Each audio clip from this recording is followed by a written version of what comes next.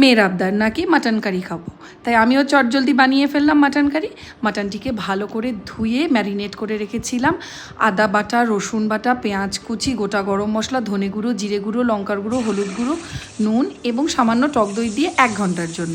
অন্যদিকে কড়া গরম করে আলুগুলো ডুমো ডুমো করে ভেজে নিয়েছি এবং তাতে একে একে ফোড়ন দিয়েছি সাদা জিরে, তেজপাতা, গোটা গরম মশলা। তারপরে পেঁয়াজ কুচি দিয়ে ভালো করে ফ্রাই করে নিয়েছি। এটি লাল লাল হয়ে ফ্রাই হয়ে গেলে তাতে দিয়ে দিয়েছি আদা বাটা, রসুন বাটা এবং কুচনো টমেটো। এটিও ভালো করে ফ্রাই হওয়া হয়ে গেলে ম্যারিনেটেড মাটনটিকে দিয়ে ভালো করে কষিয়ে ঢেকে রেখে দিয়েছি। তারপর মাটনটি সেদ্ধ হয়ে গেলে তাতে গরম জল দিয়ে গরম গরম ভাতের সাথে পরিবেশন করে দিয়েছি। সঙ্গে দিয়ে দিয়েছি স্যালাড।